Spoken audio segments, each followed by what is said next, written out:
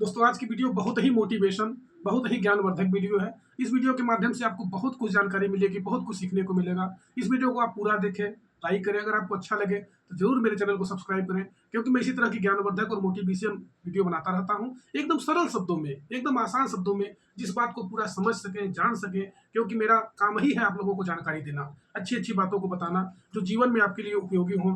मैं आपको बताने जा रहा हूँ कि हमारे देश भारत का सबसे बड़ा डकैत कौन था।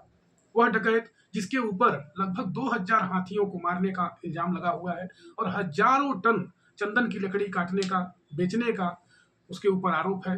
मैं उसे बताने जा रहा हूँ, जिसका जन्म तमिलनाडु राज्य में हुआ था।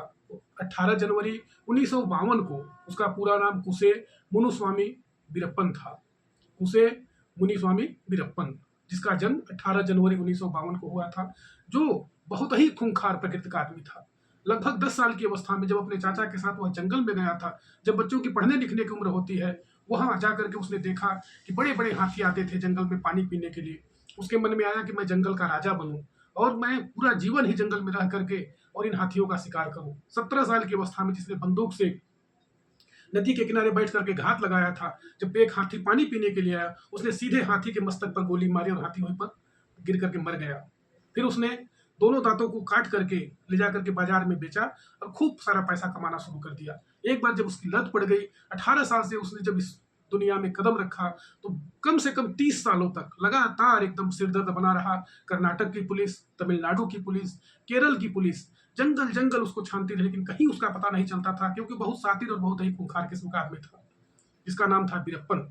वह वीरप्पन जिसके ऊपर कम से कम पकड़ने के लिए 5 करोड़ का इनाम सिर्फ तमिलनाडु सरकार रखे थे, लेकिन केरल की सरकार, कर्नाटक की सरकार सब मिलाकर के लगभग उसके ऊपर 20 करोड़ रुपए का इनाम था कि कोई भी इंसान यदि उसे जिंदा या मुर्दा पकड़ के लाता है तो उसे 20 करोड़ रुपए का इनाम मिलेगा। लगभग उसको मारने में 100 करोड़ रुपए सरकार के खर्च हुए। इतना खूंखार इंसान, इतना खूंखार, वह अपना वर्चस्व बनाने लगा और 30 साल तक लगातार वह जंगल में घूम घूम करके हाथियों का शिकार करता था और हाथियों के दांतों को बेच करके खूब सारा पैसा कमाता था। उसके गिरोह में कम से कम 100 लोग थे और वह पहले सबसे पहला काम क्या किया कि जो उसके विरोधी थे, अपने विरोधियों को समाप्त करने लगा और साथ साथ में ही पुलिस वाले जो जंगल के रक्षक होते थे, उनका वह मार करके जान शिकार करता था कि किसी तरह से हम यहाँ पर अपना वर्चस्व बनाए। और बड़े बड़े घनघोर जंगल में रहता था। कोई पुलिस वाले अगर वहां जाते थे, सीधे उसे मौत के घाट उतारता था। वह वीरप्पन इतना खतरनाक था कि एक बार एक पुलिस वाले ने वीरप्पन को पकड़ करके जेल में डाला। जब वह जेल से निकला तो अपने भाई को उसने कहा कि नहीं, हमको भाई ने हटा दिया है। ऐसी कहानी बना करके जब वहां गए उसको, और वह वीरप्पन ने सीधे गोली मार दी और उस पुलिस वाले की मौत हो गई। फिर इसके बाद भी उसका गुस्सा शांत नहीं हुआ, उसने उनकी गर्दन काटी और गर्दन का फिर वह फुटबॉल खेलने लगा। इतना क्रोधी, इतना क्रूर इंसान हमारे देश का सबसे बड़ा डकैत वीरप्पन था, जो लगभग 30 साल तक लगातार जंगल में हाथियों का शिकार करना और 2000 हाथियों का उसने वध किया। उनको मार करके उनके सारे दांतों को जंगल में बेच करके शहर में और खूब पैसा कमाता था, खूब उसने अपना साम्राज्य स्थापित किया। 100 लोगों की उसकी पूरी गिरोह थी और उस गिरोह में वीरप्पन वहां का बिल्कुल सरदार बना हुआ था।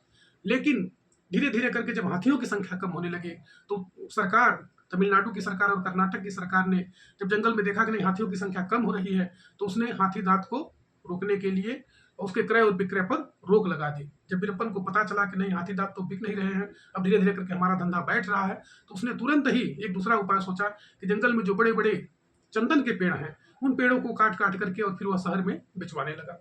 ऐसा काम करने लगा। हजारों टन उसने चंदन की लकड़ियों कटवा कटवा करके और बिचवाता रहा। सरकार उसके ऊपर खूब सारा इनाम, लगभग 5 करोड़ रुपए का इनाम तमिलनाडु की सरकार ने रखा था कि कोई भी अगर वीरप्पन को जिंदा मुर्दा पकड़ता है, उसको 5 करोड़ रुपए इनाम मिलेंगे। लेकिन किसी को पता नहीं चलता था।